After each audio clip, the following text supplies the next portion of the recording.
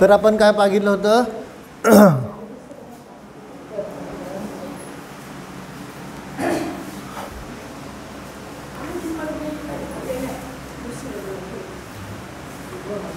तर आपण काय पाहिलं होतं की इंद्रिय जे आहेत त्याने रहित काय आहेत, मुक्त जीव आपण लास्टला बघितले होते. एक आहे जीवनमुक्त आणि दुसरे आहेत ते परमुक्त. मग ज्यांच्या सांगितलं इंद्रिय ज्ञान आणि इंद्रिय सुखाने काय आहेत, रहित आहेत. तिथंपर्यंत आपण काल बघितलं होतं. आता पुढं है ना, शॉर्टमध्ये सांगतात की आता आपल्याला बघायची संख्या है ना, किती इंद्रिय जीव आहेत ह्यांची संख्या आज बघणार आहोत. तर त्यामध्ये सांगितलं काय, शॉर्टमध्ये एकेंद्रियादी जीवांची संख्या सांगितली आहे. तर एकेंद्रियामध्ये जे निगोदी जीव आहेत है ना, निगोदी जीव म्हणजे कुठले भेद येणार, बरोबर साधारण वनस्पती कळतं ना. एकेंद्रियामध्ये साधारण वनस्पती जो भेद आहे, आणि प्रत्येक वनस्पती आणि साधारण वनस्पती दोन भेद केलते, आणि साधारण वनस्पतीचे परत दोन भेद केलते, नित्य निगोद आणि. मग आता हे दोन्ही म्हणजे साधारण वनस्पती जे जीव आहेत ते सांगितलं काय आहेत, सगळ्यात जास्त किती आहेत सांगितलं ते अनंत अनंत आहेत. एकेंद्रियामध्ये जे निगोदी जीव आहेत ते फक्त अनंत अनंत आहेत. आता निगोदी सोडून बाकीचे जे एकेंद्रिय आहेत म्हणजे प्रत्येक वनस्पती असो, पृथ्वीकायिक, जलकायिक, अग्निकायिक, वायुकायिक, हे सगळे जे आहेत हे सगळे किती आहे सांगितले, असंख्यात असंख्यात आहेत. म्हणजे फक्त जे निगोदी जीव आहेत तेच अनंत अनंत आहेत, कळलं आहे ना. परंतु जे कोण आहे सांगितलं, निगोदी सोडले म्हणजे साधारण वनस्पती सोडली तर सांगितलं काय आहेत है ना, तर सांगितलं बाकीचे जे आहेत पृथ्वी, जल, अग्नी, वायू है ना आणि प्रत्येक वनस्पती, हे सगळे जे जीव आहेत एकेंद्रिय ते कसे आहेत, असंख्यात असंख्यात आहेत. ठीक आहे, सोपं आहे, अवघड नाही आहे. हां, त्यानंतर पुढं लक्षात येते ना, आपण बघितलं की जीव समासमध्ये एकेंद्रियाचे भेद केलते का नाही, पृथ्वी, जल, अग्नी, वायू आणि वनस्पतीचे परत साधारण वनस्पती आणि प्रत्येक वनस्पती. साधारण वनस्पती सांगितलं होतं का नाही की जे सांगितलं काय आहेत, एका शरीराच्या आश्रयानं अनेक जीव राहत आहेत ते साधारण, आणि ज्याचा सांगितलं शरीराचा स्वामी एकच आहे तो प्रत्येक. साधारण वनस्पती सांगितलं होतं का नाही, सगळे एकदाच जन्म घेतात, एकदमच काय करतात, मरतात, श्वासोच्छ्वास एकदमच आहे, त्यांची आहाराची इच्छा पण एकदम, सगळे एकदम, ते सगळे निगोदी झालं. आता द्विइंद्रिय, द्विइंद्रिय पण जीव सांगितलं किती आहे सांगितलं, असंख्यात असंख्यात आहे. त्रिइंद्रिय पण असंख्यात असंख्यात, कळलं का. चतुरिंद्रिय पण आणि पंचेंद्रिय पण, हे 5 इंद्रियांच्या अपेक्षेने सामान्य रूपानं सांगितलं. ओके, आता ह्याचंच आपण बघणार काय आहोत, विशेष रूपाने पाहणार आहोत. ठीक आहे, आता विशेष रूपानं पाहण्यासाठी अगोदर थोडं गणित समजून घ्यायला लागलं आपल्याला. विशेष रूपानं पाहण्यासाठी काय आहे, आता इथं 2 प्रकार आहे. काय आहे हे लक्षात घ्या. एक सांगतो काय की थोडं गणित आहे. काय आहे, कुठली पण संख्या आहे ना, आणि त्या संख्येला जो भाग दिला जातो, जसं उदाहरण आपण समजा मानूया काय आहे 1000. ओके, ही संख्या आहे, लक्षात येते. हां, त्याला समजा आपण एक भाग दिला, अरे त्याला आपण समजा काय सांगितलं, भाग दिला 5चा. कळत आहे, किती उत्तर येणार सांगा बरं, 1000ला 5नं भाग दिलं तर हां उत्तर येणार 200, बरोबर. हां, मग 200 जे आहे है ना, ह्या 1000 मधून 200 कमी केले,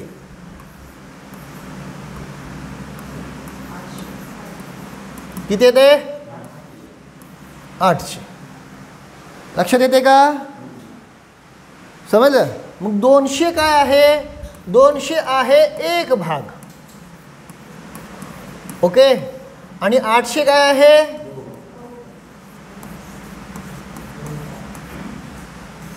कळते का. समजलं? एक भाग है ना, जो ज्या संख्येनं भागलं उत्तर जे आलं ते काय आलं? एक भाग. आणि बहुभाग कसं काढायचा? है ना, ही जे उत्तर आलं ते 1000मधून मी त्या मूळ संख्येतनं कमी केलं तर उत्तर काय आलं? ही पहिली प्रोसेस. समजली का नाही? होय म्हणा.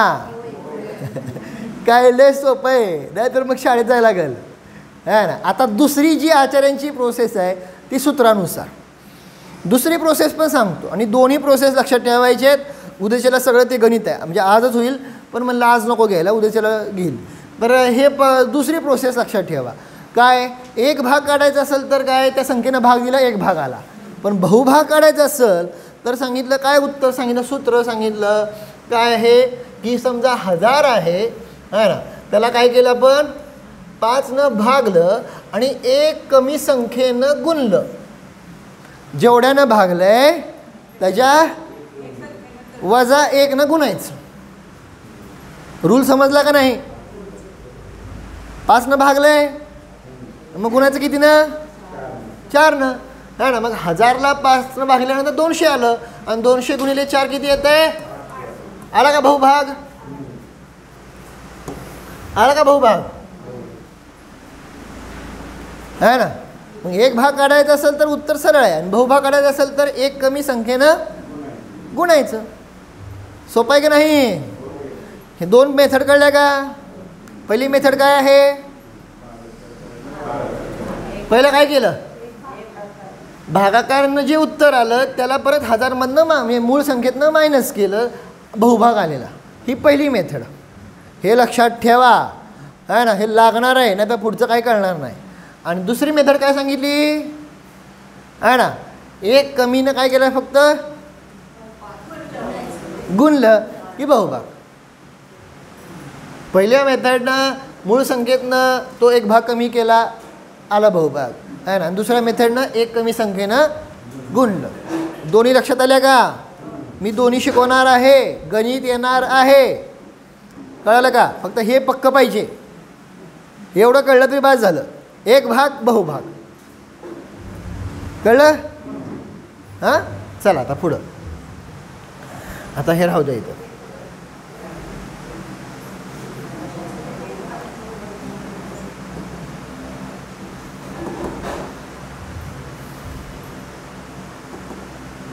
ओके. आता इथं सांगितलं काय? एकेंद्रिय जीवांची संख्या काढायची आहे. तर ती काढत असताना सांगितलं कशी काढणार आहे ना. एकेंद्रिय जीव आता तर आपण ढोबळमानानं बघितलं होतं. ढोबळमानानं बघितलं होतं का नाही?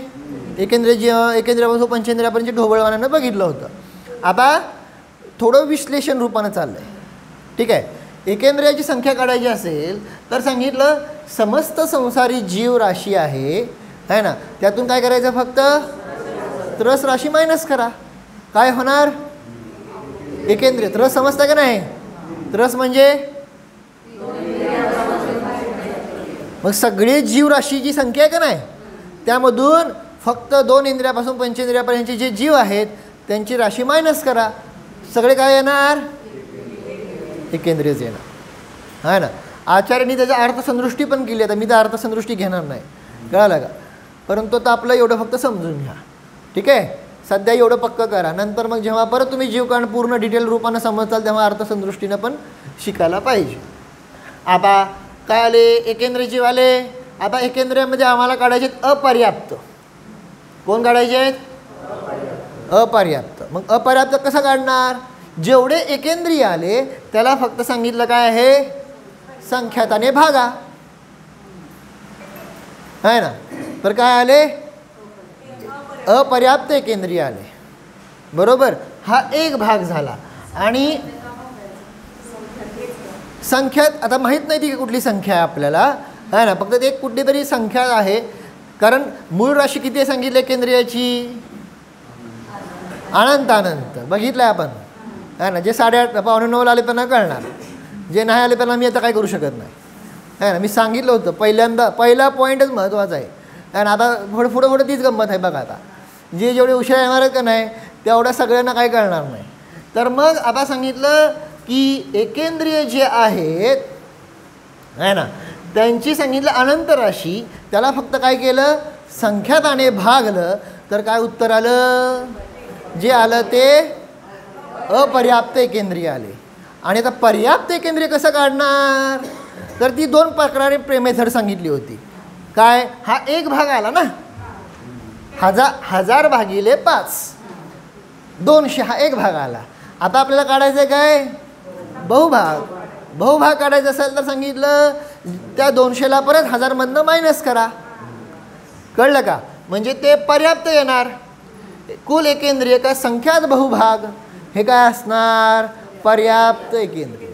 ही पहिली मेथड. आणि दुसरी मेथड काय सांगितली होती, ज्यानं भागले त्याला -1 न गुणा. ही दुसरी मेथड सांगितली होती की नाही, म्हणजे बहुभाग आला. मग थोडक्यात इथं सांगितलं काय आहे, की अशा प्रकारे सांगितलं अपर्याप्त जीव जे आहेत ते कमी आहेत, अपर्याप्त एकेंद्रियापेक्षा पर्याप्त एकेंद्रिय काय आहेत, जास्त. समजलं, जाऊ का पुढं. एकेंद्रिय झाले. आता त्रस. बरं, अजून ठीक आहे, एकेंद्रियाचे अजून भेद फक्त ठीक आहे. आता एकेंद्रियाचे अन्य भेद सांगतायत. हे आता इथं ह्यातनं हे समजून घ्यायचं आपल्याला. काय आहे, एकेंद्रियामध्ये सांगितलं 2 भेद केले. कुठले, बादर आणि सूक्ष्म, आहे ना. मग बादर एकेंद्रिय कसे काढायचे सांगितले आता, तर जेवढे एकूण एकेंद्रिय आहेत, किती एकेंद्रिय आहेत, बरं, त्याला काय केलं, असंख्यात लोकाने भागलं. असंख्यात लोक ही संख्या आहे. असंख्यात लोकचं भावभाषण करायचं. आता मला थोडं लक्षात द्या, असंख्यात लोकचं फक्त हे शब्द सारखं सारखा येतो, आहे ना. तर सांगितलं असंख्यात लोक म्हणजे काय, आहे ना. तर एका लोकाकाशाचे प्रदेश किती, आहे ना. असे असंख्यात लोक लावायचे. हां, एका लोकाकाशाचे प्रदेश किती, असंख्यात आहे. मग असे किती लावायचे, है ना. हे एक लोक झाला, असे किती लोक, असंख्यात. म्हणजे असंख्यात लोकांचे प्रदेश, जी संख्या आहे त्या संख्येनं भागलं आहे. कळलं, भावासन झालं का नाही, कळलं ना तर लगेच विचारायचं, नाही तर मी पुढे जाणार, मी थांबणार नाही आहे. कारण का असंख्यात लोक म्हणजे काय ह्याचं भावभाषण करून देतो तुम्हाला. असंख्यात लोक, वास्तविक ह्या जगामध्ये लोक किती सांगा मला, एकच आहे. लोकाकाश किती आहे, एकच आहे ना, बरोबर. पण त्या लोकाकाशाचे प्रदेश किती आहेत, मग असे, मग ते जेवढे असंख्यात आहेत ना, त्या हा एक लोक झाला. असे किती लोक, मग त्या असंख्यात लोकांचे जेवढे प्रदेश होणार आहेत त्या संख्येनं इथं भागलंय. समजलं का नाही, है ना. एका लोकाचे प्रदेश किती, हां, हे बघा, असंख्याताचे पण असंख्यात भेद आहेत. मग कुठला भेद घ्यायचा, हा प्रश्न पडतो का नाही, हा प्रश्न पडतो की नाही. म्हणून तिथं सांगितलं की जो लोकाकाशाचे असंख्यात आहेत प्रदेश, है ना, त्या प्रदेशाने असंख्याताला गुणा. म्हणजे असे किती लोक झाले, असंख्यात लोकांचे जेवढे प्रदेश झाले ती संख्येनं भागलं. कशाला, एकूण एकेंद्रियाला. उत्तर काय आलं, बादर एकेंद्रिय. बादर म्हणजे काय, बादर म्हणजे अडथळा, स्थूल. कळलं का नाही. ज्यांना सांगितलं, आता जसं उदाहरणार्थ सांगितलं काय आहे, ह्या भिंतीतनं त्या भिंतीत जायचं असेल तर अडथळा निर्माण होतो. ज्यांचं शरीर काय आहे, मी दुसऱ्याद्वारे पण अडथळा निर्माण होतो आणि स्वतःकडनं पण काय होतं, अडथळे जातात. कळलं का नाही.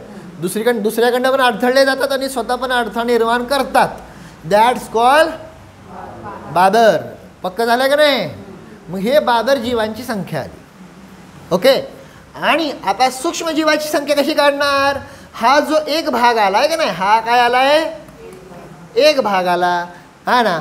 मग काय काढायचं सांगितलं, त्याचा जो बहुभाग आहे, असंख्यातचा एक भाग आला, बहुभाग काय असणार, सूक्ष्म एकेंद्रिय जीव असणार. बहुभाग कसं काढायचं 2 पद्धती सांगितलेल्या आहेत, आहे ना, आहे ना. आता ज्यांना नाही कळलं, ज्यांना माहीत नाही, त्यांनी यूट्यूबवरनं बघून घ्या, आहे ना. तुमचं जे बुडणार आहे ते तुमचं नुकसान आहे, उद्याच्याला पण तसंच घडणार आहे ना. राईट 8:45-9:09ला ज्यांनी आले त्यांना कळणार, बाकी ज्यांची मी जबाबदारी नाही घेणार, आहे ना.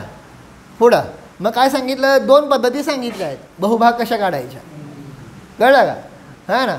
तर अशा प्रकारे सांगितलं, हा एक भाग आला आणि हा काय आला, बहुभाग. ओके.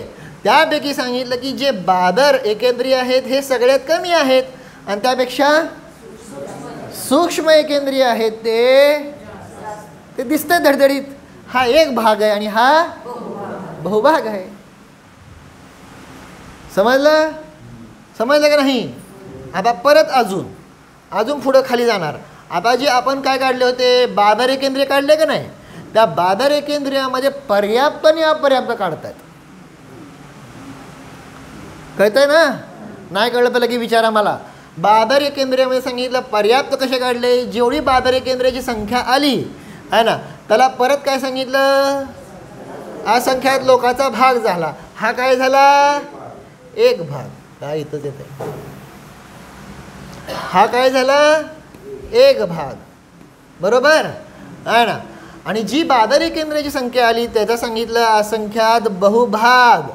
हा काय आला, अपर्याप्त. भावासन होतं तुम्हाला ह्या जगामध्ये, आहे ना. बादर एकेंद्रिय कमी, त्यापेक्षा सूक्ष्म एकेंद्रिय जास्त. आणि सांगितलंय ना अनंत. मग ते सगळे काय असणार आहेत, सूक्ष्मजीव असणार. आता त्या बादर जेवढे आहेत त्यामध्ये पर्याप्त एकेंद्रिय कमी आणि बादर अपर्याप्त एकेंद्रिय जास्त आहेत. बहुभाग भावापासून होते का, आहे ना. पर्याप्त वाले कमी आहे ना आणि अपर्याप्त बादर काय आहेत, जास्त.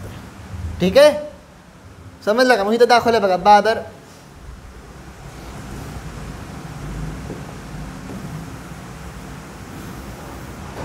म्हणून इथं दाखवलं काय, बादर पर्याप्त हे कमी आणि त्यापेक्षा बादर अपर्याप्तवाले काय आहेत, जास्त. आता सूक्ष्मात लावा.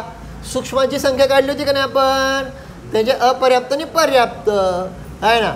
मग सूक्ष्म एकेंद्रिय जे आपण काढले त्याला संख्याताचा भाग द्या म्हणले.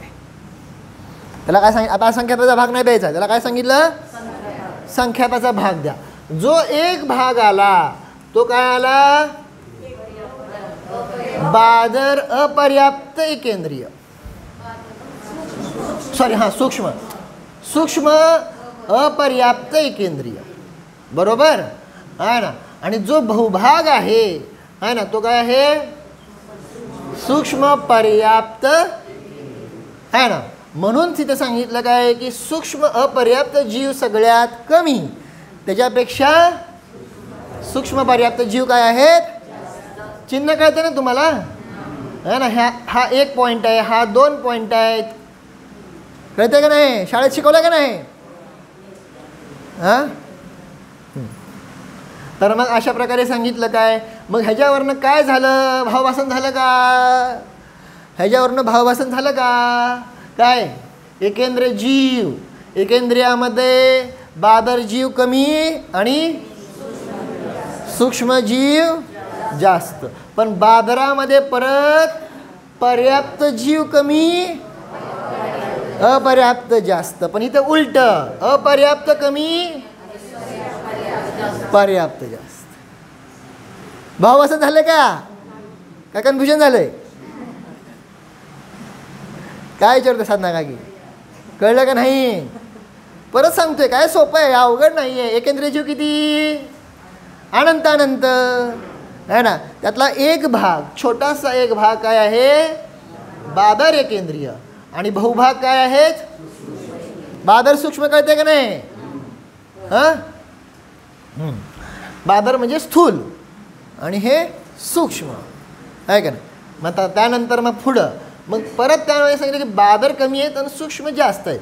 मग जे कमी आहेत बादर, त्यामध्ये बादर पर्याप्त कमी आणि बादर अपर्याप्त जास्त आहे. आणि जे सूक्ष्म जास्त होते त्यामध्ये पण सूक्ष्म पर्याप्त कमी आणि सूक्ष्म पर्याप्त जीव जास्त. पर्याप्त सांगितलं ज्यांची शरीर पर्याप्ती पूर्ण झालेली आहे ते पर्याप्त, आणि ज्यांची शरीर पर्याप्ती पूर्ण झाली नाही आणि होणार पण नाही असे ते लब्ध पर्याप्त म्हणजेच अपर्याप्त. ठीक आहे, समजलं ना? चला, झालं का? क्लिअर झालं की नाही? बहुभाग एक भाग. आता पुढं जाऊ का खाली काय सांगू? ॲक्च्युली मी मागं पण तुम्हाला सांगितलं होतं की तुम्ही असं पडदिशी येऊन बसला चाललेलं प्रकरण समजत असं होत नसतं, है ना. पहिल्यांदा आपला काय असतो माहिती आहे, तुम्हाला योग खूप झालेला असतो, चालून आलेला असतो का नाही. त्यामुळे 2 मिनटं स्थिर बसत नाही तोपर्यंत काय आपल्याला कळत नसतं. म्हणून शास्त्र सुरू व्हायच्या अगोदर 2 मिनटं गेला पाहिजे.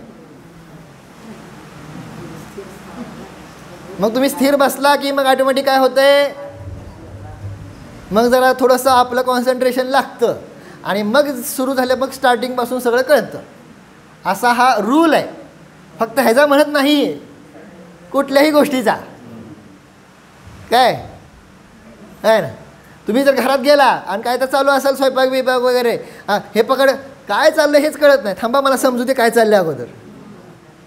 काय दुकानात गेला आणि गेला काय तर म्हणायला लागला, अहो तुमचा असा माणूस असं म्हणतोय, 2 मिनिट थांबा मला समजू द्या काय चाललंय ते. कळलं का नाही? हा रूल आहे कुठल्याही क्षेत्रामध्ये. पहिल्यांदा तिथं 2 मिनटं अगोदर जाऊन बसायला लागतं, मग नीट समजून घ्यायला लागतं, आहे ना. आणि वारंवार सांगितलं, त्यामुळे तुम्ही उशिरा येत नाही. त्यामुळे पद्मनंदी 85 शास्त्र व्हाय नाही माहिती आहे का. म्हणलं वाचायला कोण तयार नाही, कोण नाहीच म्हणले काय वाचायचं. 8:30ला शास्त्र आहे. किती वाजता तुम्ही सुरू करताय? 8:45ला येता घरनं आणि मग काय कळत नाही असं होतंय, आहे ना. असं व्हायला नको पाहिजे. त्यामुळे लक्षात ठेवा, शास्त्र 8:30ला आहे. 8:30ला घरातनं निघायचं आहे, आहे ना. इथं नाही, घरातनं निघायचं नाही, 8:30ला इथं पोचायचं आहे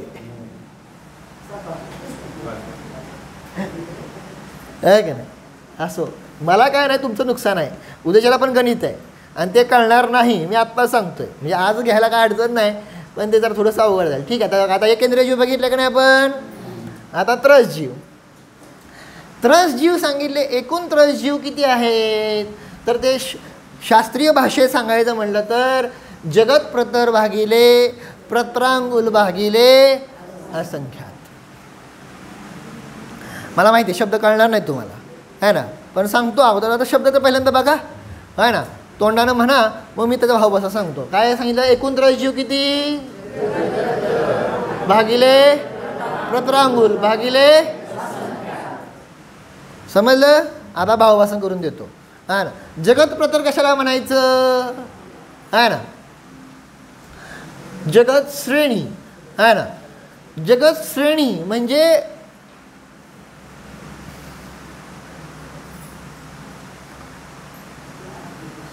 हां सांगतो जसा आपला आज मी नीट नाहीच आहे. हां ठीक आहे. तर जसं सांगितलं काय आहे, जगत श्रेणी म्हणजे काय. तर आपला 3 लोक माहिती आहे का नाही. हां 3 लोक माहिती आहे का नाही. हां त्यातले समजा आपण काय आहे, एक 7 राजू आहे ना. एवढा एक समजा आपण काय पकडला, एक आडवा हे बघितला, म्हणून मला ते ठोकळा तर पाहिजे होता, नाही तर मला ॲटलिस्ट इंटरनेट तर पाहिजे होतं. ठीक आहे. तर ते सांगण्यासाठी काय आहे, समजा आपला हा 3 लोक आहे. एक उदाहरण धरा बरं का.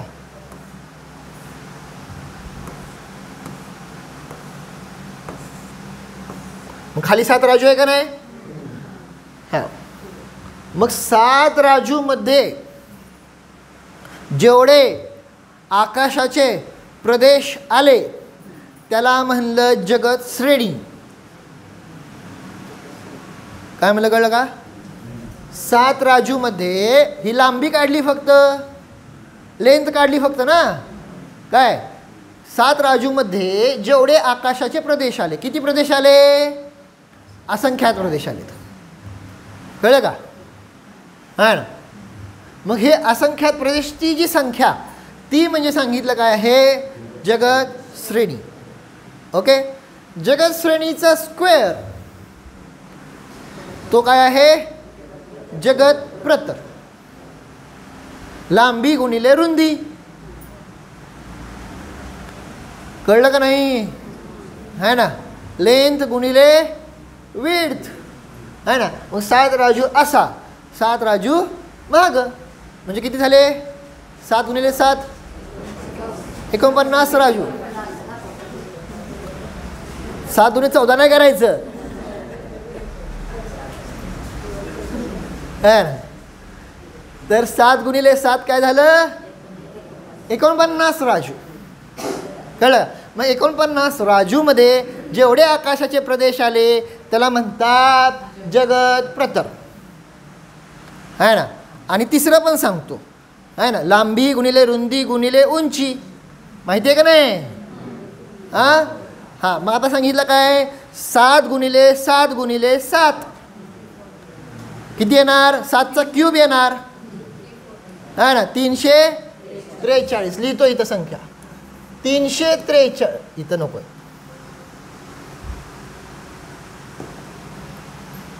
हां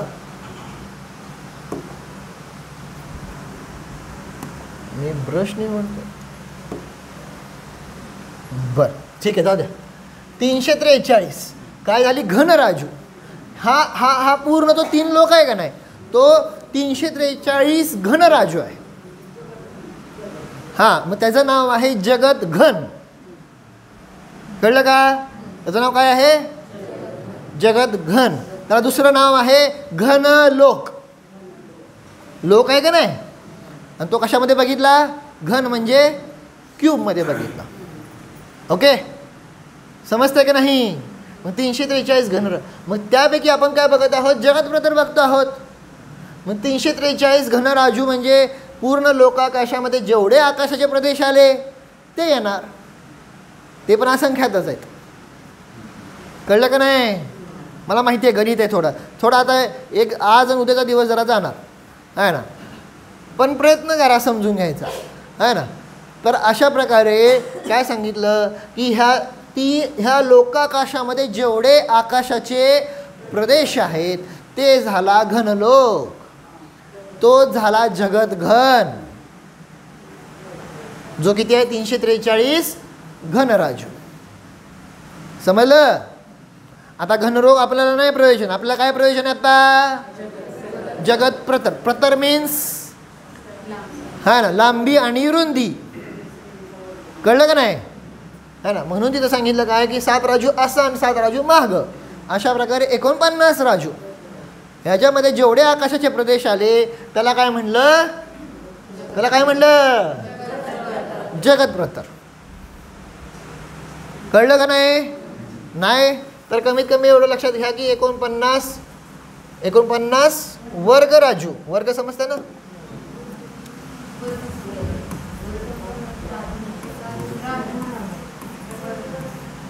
काय वर्ग समजते का नाही, राजूचा वर्ग. आता इंग्लिशमध्ये काय म्हणायचं, स्क्वेअरच की. हां हां 7चा स्क्वेअर.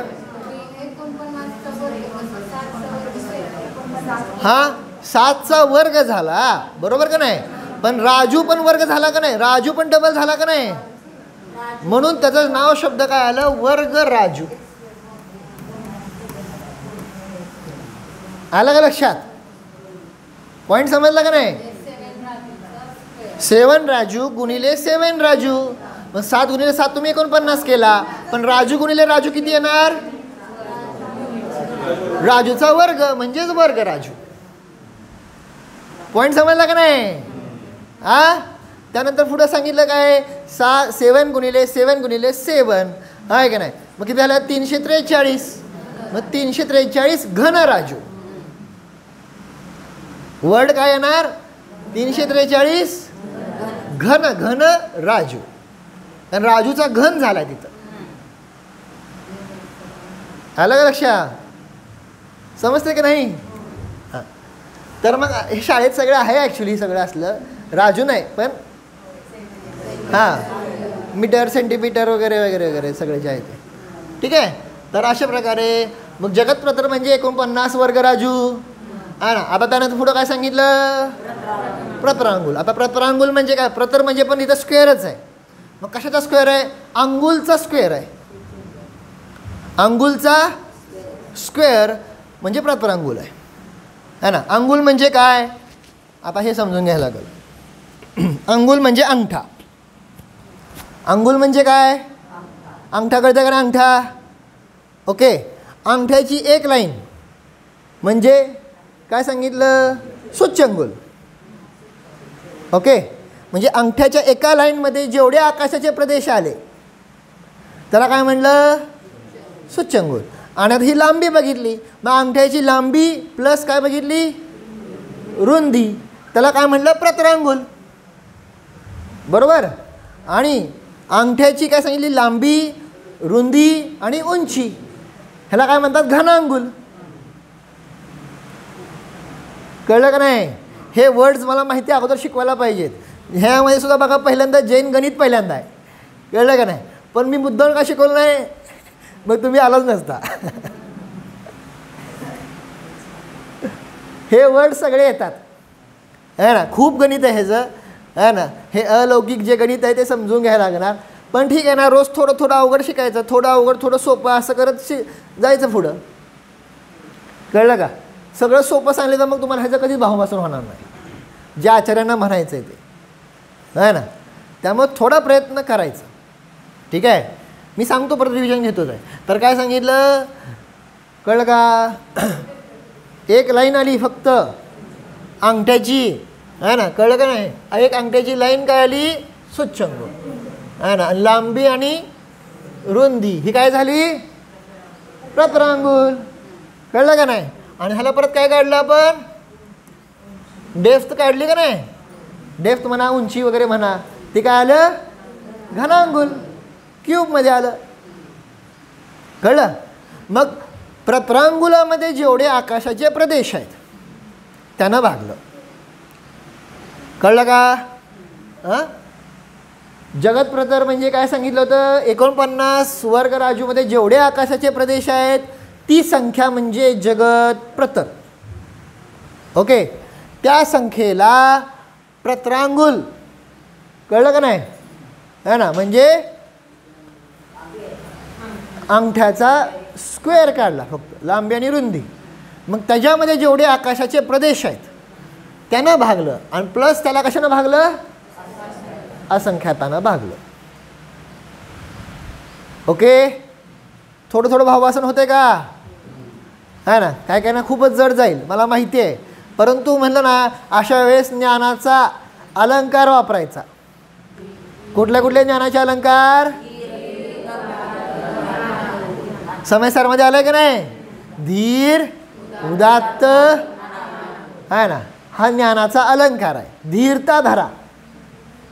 थोडं तुम्हाला काय प्रश्न विचारत नाही जे है ना. धीरता धरा समजून घ्यायचं. ठीक आहे. उदात्त म्हणजे आपलं जे ज्ञान आहे ते कसं पाहिजे? संकुचित नको, ब्रॉड माइंडेड पाहिजे. उदात्त. आणि पुढं सांगितलं अनाकुल. आकुलता नको आहे है ना. कळत नाही म्हणून पण आकुलता असते, आणि कळतंय म्हणून चला पुढं चला पुढं म्हणून आकुलता असते. बरोबर आहे रे? सांगा. मी जर सोपं सोपं घ्यायला लागलं तर काय सोपं घ्यायला, चला पुढं चला पुढं आहे का. आणि अवघड घ्यायला लागलं तर कळत नाही, चला पुढं. म्हणजे शेवटी चला पुढंच आहे का नाही. असं होतं का नाही? अनाकुल. जरा जरा जरा थोडं राहावा हा ना. पेशन्स ठेवा. हे सगळं कळणार आहे पुढं जाऊन. ओके. चला. तर अशा प्रकारे आता एवढंच लक्षात ठेवायचं काय आहे? 29 जीवांची संख्या सांगितली. 29 जीवांची संख्या वाचा. काय सांगितली? भागिले प्रतरांगुल भागिले है ना. ही सगळ्यात रस जीवांची संख्या. ओके. परंतु द्विंद्रियाची पण हीच संख्या, त्रिइंद्रियाची पण हीच संख्या, चतुरिंद्रियाची पण हीच संख्या आणि पंचेंद्रियाची पण हीच संख्या. पण ह्याच्यामध्ये फरक आहे. काय म्हणलं कळलं का? शब्द भलेही ते सांगणार. द्विइंद्रियाची संख्या कशी काढणार ते म्हणणार जगत्प्रतर भागिले प्रतरांगुल भागिले असंख्यात. त्रिइंद्रिय, चतुरिंद्रिय, पंचेंद्रिय. फक्त इथला जो असंख्यात आहे का नाही तो बदलतोय है ना. समजलं का? त्यामुळे ती संख्या आणि ह्या सगळ्यांची टोटल केली तरी सुद्धा हीच संख्या. म्हणून सांगितलं होतं असंख्याताचे किती भेद आहेत? असंख्यात भेद आहे. ह्याला पण म्हणणार असंख्यात एकूण संख्या. कळलं का नाही? फक्त द्विइंद्रियाची संख्येला असंख्यात म्हणणार, त्रिइंद्रियाच्या संख्येला असंख्यात म्हणणार, चतुरिंद्रियाला पण असंख्यात म्हणणार, पंचेंद्रियाच्या संख्येला पण असंख्यात म्हणणार आणि ह्या सगळ्यांचे टोटलला पण ह्यामध्ये फरक आहे. कारण असंख्याताचे पण असंख्यात भेद आहेत. एवढं जर भावासन झालं हे तर सोपं आहे ना. हे तर अवघड नाही. हे जाऊ हे काय कळलं नाही कळलं एवढं तर कळलं का नाही आहे ना. म्हणून माझी इच्छा होती की तुम्ही पहिल्यांदा सगळं सांगितलं. हे नॉर्मल रूपानं सांगितलं होतं हे असंख्यात आहेत म्हणून सांगितलं होतं का नाही? बघितलं होतं का ना आपण? एकेंद्रिय जीव आहे ना. निगोदी जीव किती आहेत नितीन काका? अनंत. आणि निगोदी सोडून एकेंद्रिय किती आहेत? कुठं बोलते ती? असंख्यात आहेत. सगळं बघितलंय हो. म्हणून म्हणलं होतं तुम्ही पहिल्यांदा पाहिजे. आणि तिथं सांगितलं होतं द्विइंद्रिय, त्रिइंद्रिय, चतुरिंद्रिय, पंचेंद्रिय सगळे असंख्यात आहेत. हे सामान्य होतं, घटवलं होतं. चला असो. आता ह्यामध्ये भलेही सगळ्यांचं दिसेल तुम्हाला द्विइंद्रिय असंख्यात, त्रिइंद्रिय असंख्यात, चतुरिंद्रिय असंख्यात, पंचेंद्रिय असंख्यात. पण त्यामध्ये सगळ्यात कमी कोण आहेत? वाचा. सगळ्यात जास्त उलट आहे. उलट आहे. सगळ्यात जास्त कोण आहेत? द्विइंद्रिय है ना. त्यापेक्षा कमी, त्यापेक्षा कमी आणि त्यापेक्षा कमी. कळलं का? हे उलट केलं ना त्यांनी है ना. सगळ्यात जास्त कोण आहेत? द्विइंद्रिय. त्यानंतर आता काय करा है ना. द्विइंद्रिय, त्रिइंद्रिय, चतुरिंद्रिय आणि मग सगळ्यात कमी किती आहेत? पंचेंद्रिय. ही सगळी संख्या गणिताच्या अपेक्षेने उद्या पाहणार. बरोबर किती वाजता? ते मला 9:15 तुम्हाला 8:30 आहे. जरा लवकर येऊन वाचा आहे ना. परिणामांची विशुद्धी होते पद्मनंदी पंचशील का वाचा. कळलं का? तर अशा प्रकारे हे बघितलेलं आहे. ठीक आहे. आता थोडीशी रिव्हिजन आहे ना. पण उद्याच्या गणित आहे बरं का. ज्यांना गणित समजून घ्यायचं आहे त्यांनी बरोबर वेळेत या. कारण मी मागचं काय रिव्हिजन घेणार नाही आहे. करेक्ट काय होणार आहे गणित सुरू होणार. हे सगळं पुढचं जे गणित आहे का नाही तेव्हा हेच ठीक आहे ना. चला. अवघड गणित नाही आहे पण वेळ आपण जर हे केलं तर समजलं. आता काय बघत होतो आपण है ना. है ना. पर्याप्ती सांगावा विसरून जातं सारखं. किती आहेत पर्याप्ती? कुठल्या कुठल्या?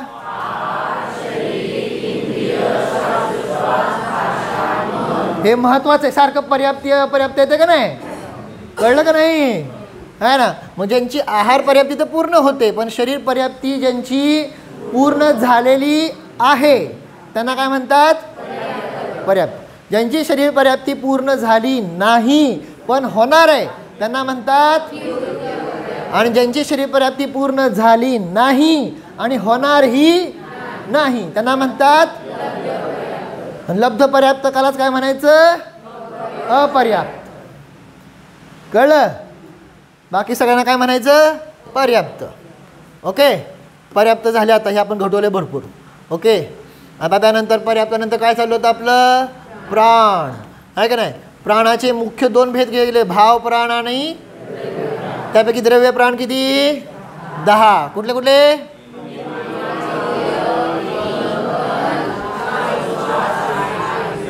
इकडचं बघूनच वाचा आहे का नाही. ठीक आहे ना. तर अशा प्रकारे हे आपण काय पाहिले? 10 प्राण बघितले. आता प्रश्न पुढचा नाही मी काढत नाही. आता विचारणार आहे. मी सांगितलं होतं ना विचारणार आहे म्हणून. आता किती अभ्यास करतो खाली बघायला आले.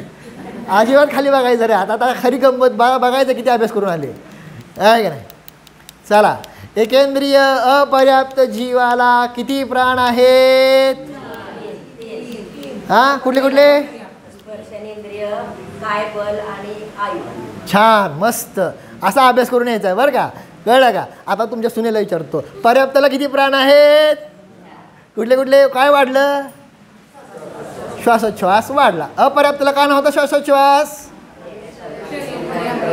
शरीर पर्याप्तीच झाली नाही तर मग श्वासोच्छ्वास पर्याप्ती व्हायचा काय विषय नाही. कळलं का नाही? हां, छान. असा अभ्यास करा. चला दाखवतो, जाऊ दे काय आता करायचं. म्हणजे आता काय काय ना कळत नाही ना ते. आता इथलं फक्त चार्ट बघा तेवढं. ज्यांना येतं त्यांनी प्लीज बघू नका, आहे ना, न बघता उत्तर सांगा. ठीक आहे ना?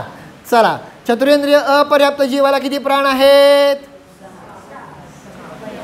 मी चतुरेंद्रिय बोललोय. मी काय प्रश्न, मला माहिती आहे. मला काय, तुम्ही आपलं एकेंद्रिय द्विंद्रिय आपलं चालूच आहे, अजिबात नाही. मुद्दाम मधला प्रश्न विचारला. चतुरेंद्रिय अपर्याप्त जीवाला किती प्राण आहेत? 6. कुठले कुठले? चतुरेंद्रिय का नाही, है ना? स्पर्श, रस, काय घ्राणेंद्रिय आणि चक्षुरेंद्रिय इंद्रियाचे झाले. आता पुढं काय? काय बल, है ना? आणि पुढं आयु आणि श्वासोच्छ्वास नाही, अपर्याप्त आहे, फक्त आयु. ओके, समजलं का नाही? हां, आता जर पर्याप्त असेल तर किती वाढले? 2 वाढले. कुठले 2 वाढणार?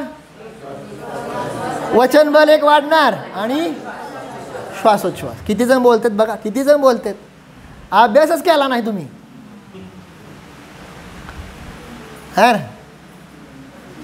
अभ्यास गरजेचा आहे, है ना? एवढा पक्का झाला पाहिजे.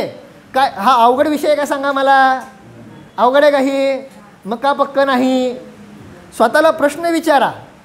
म्हणून मी काल तुम्हाला शिक्षा पण सांगितली होती. आंबा खायचा, खाल्ला का नाही? नियम घ्या, पाठ होत नाही तोपर्यंत खायचा नाही, है ना? अभिप्राय एवढाच आहे की आपल्याला गरजेचं आहे. आता दुसरी शिक्षा सांगू का? आता जर नाही पाठ झालं तर मोबाईलला हात लावायचा नाही. असं स्वतःला शिक्षा करा. आणि उद्याच्याला विचारतो, वेळ संपलाय, है ना? त्यामुळे आता जास्त वेळ नाही घेत, है ना? तर अशा प्रकारे सगळ्यांनी अभ्यास करून या, है ना? डॉक्टर ध्यान सांगा.